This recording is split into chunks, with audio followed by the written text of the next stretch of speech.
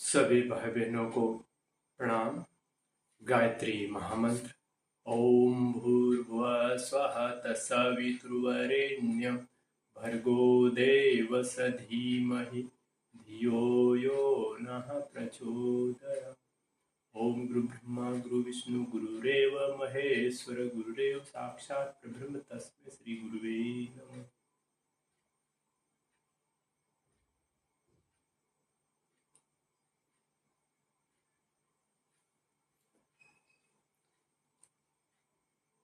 योग साधना के कर्म में योग अभ्यास में आत्म नियंत्रण पे चर्चा करने का प्रयास करूंगा। योग उद्देश्य का मेन लक्ष्य आत्म नियंत्रण। आत्म नियंत्रण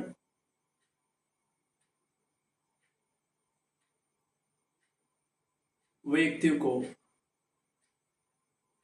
महान बनाता है। नियंत्रित आत्म नियंत्रता में ही सद्गुणों एवं सज्जनता, नियमता का प्रादुर्भाव होता और यही देवी गुण है।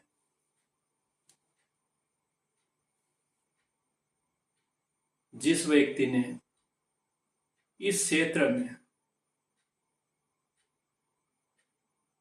क्षेत्र का परीक्षण, परिशोधन, आत्मनियंत्रण करने का प्रयास योग अभ्यास है।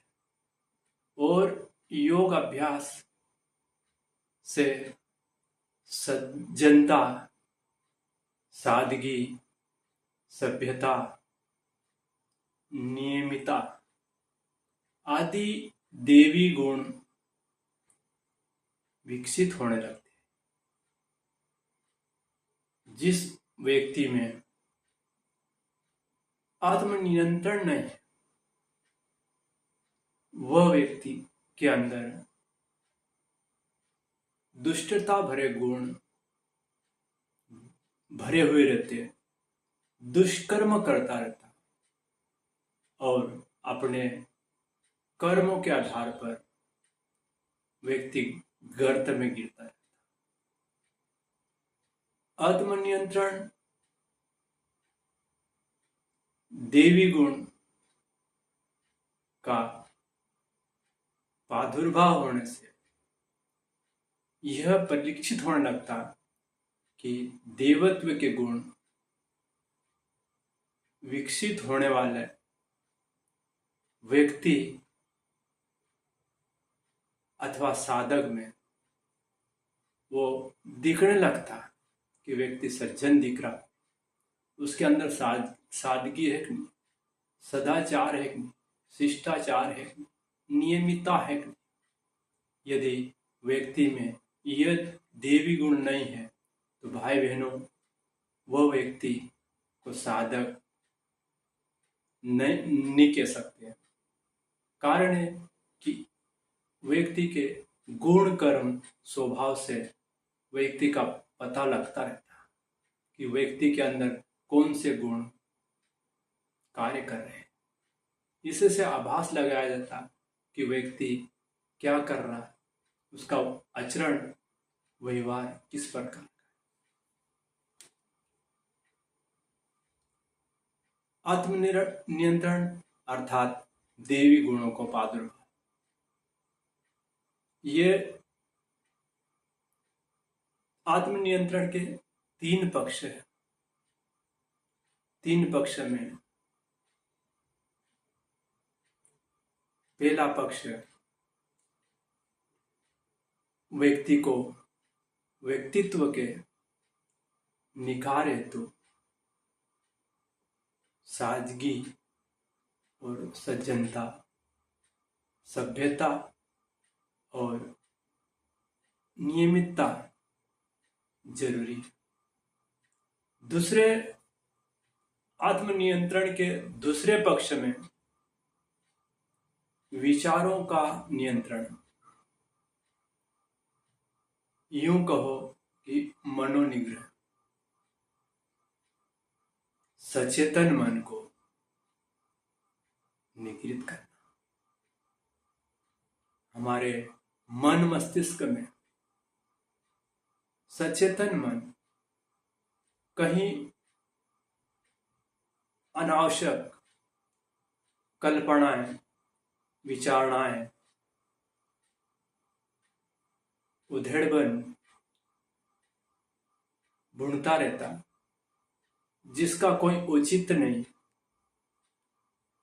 उसके बारे में वो कल्पना करता रहता, अपने विचारों को बिखराव करा रहता। मनोनिग्रह के माध्यम से अचेतन मन पे नियंत्रण, अचेतन मन सचेतन मन को निगृहित करने का साधन मनोनिग्रह। मनोनिग्रह के माध्यम से व्यक्ति का सचेतन मन भी नियंत्रित होने लगता है। यह आत्मनियंत्रण का ही एक मनोनिग्रह का दूसरा पक्ष है। सचेतन मन की उधेड़ बुन में वो मन और मस्तिष्क की उद्दीपना पैदा करता रहता और परेशानी खड़ी करता रहता। उसकी अधिकता के कारण हमारे अचेतन मन सुसुप्त अवस्था में पड़ा रहता, जिसकी कोई उपयोगिता नहीं के बराबर हो जाती। मनोनिग्रह के माध्यम से हमारा विचारों का नियंत्रण, ये हमारे आत्मनियंत्रण की प्रक्रिया में ही।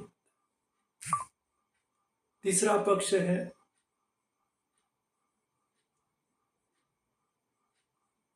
अचेतन मन की गहराई में सचेतन का परिवेश। भाई बहनों, जो ये मैं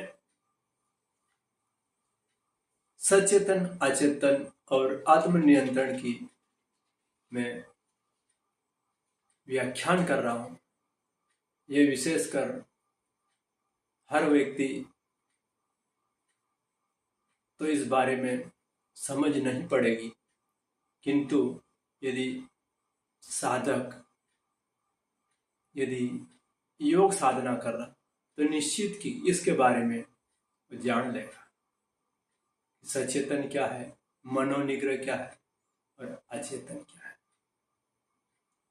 और मानव का साधना का लक्ष्य का उद्देश्य यही है कि हमारे आत्म नियंत्रता, मनोनिग्रह और अचेतन में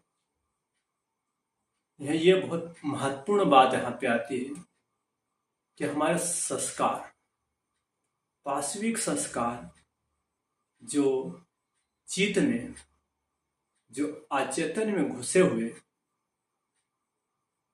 उनको बाहर करना। भाई बहनों, व्यक्ति कितनी भी माला जप ले, कितनी भी योग साधना कर ले, कितना प्राणायाम कर ले, ध्यान मुद्राएं योग साधनाएं कर ले, किंतु अचेतन मन में घुसी हुई पाश्विक कुसंस्कार का यदि उन्मूलन नहीं हुआ तो हमारे योग अभ्यास की जो भी क्रिया की गई वह एकमात्र क्रियाकलाप बन के रह जाए। योग अभ्यास का उद्देश्य यही होना चाहिए कि हमारे अंतकरण में, अचेतन मन में, चित्त में घुसी हुई कुसंस्कार को, जो हमारे स्वभाव में, हमारे आदत में, हमारे सभ्यता में जो घुसी हुई, उनको बलपूर्वक खदेड़ा जाए, हटाया जाए और उन्हीं के स्थान पर सद्गुणों की, सादगी की, सज्जनता की, उदारता की, देवी गुण का प्रादुर्भाव करना। तभी हमारे योग साधना की सफलता की सार्थकता होगी। सचेतन मन का अचेतन में गहराई में उतारना, अर्थात हठ योग के माध्यम से, जिद्द के माध्यम से बलपूर्वक उन कुसंस्कारों को, हमारे जो पूर्व जन्म में कहो या इस जन्म का जो भी हमने, हमारी आदतें हैं, हमारा स्वभाव है जो दुष्टता भरा हो, उन दुष्टता भरे व्यवहार को, आदत को बलपूर्वक भी हटाया जाता है। हठ योग के माध्यम से हटाया जाता है। हमारे कुसंस्कार वो साधारण साधना से हटने वाले में से नहीं, उन्हें बलपूर्वक हटाना जाना, खदेड़ना पड़ता है। योग साधना संकल्पित होके हठ योग के माध्यम से, तभी वो हमारे कुसंस्कार हटेंगे और कुसंस्कार हटने पे हमारे देवी गुण का प्रादुर्भाव होने लगा। देवी गुण का प्रादुर्भाव में व्यक्ति सज्जनता, सादगी, उदार, भक्ति और प्रेम, दया और करुणा व्यक्ति को दिखने लगेगा कि व्यक्ति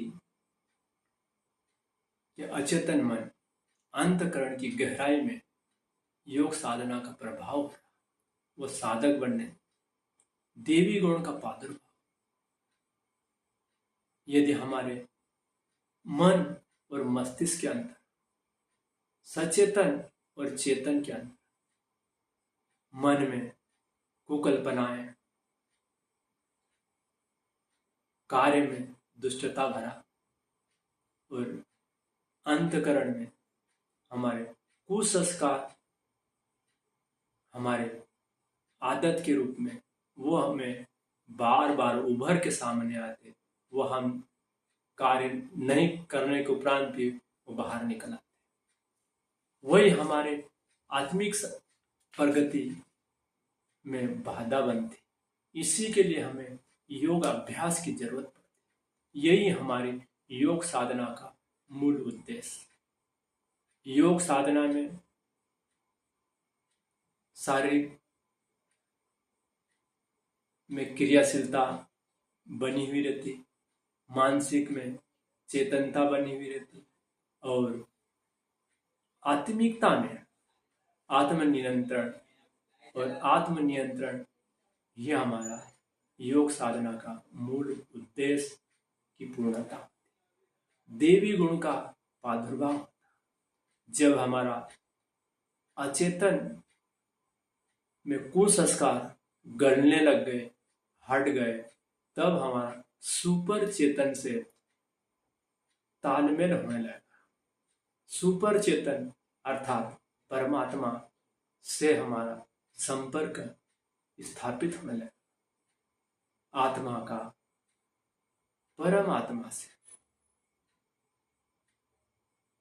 समर्पण, विसर्जन, विलय। समाधि अंतिम पक्ष है और अंतिम पक्ष में समर्पण, विसर्जन और विलय की प्रक्रिया। सचेतन मन, मस्तिष्क में हमारे जो क्रियाकलाप चलते रहते हैं, उन क्रियाकलाप को शिथिल करना रहता और शिथिल क्रियाकलाप होने पे हमारे योग समाधि के लक्ष्य की पूर्णता होती है।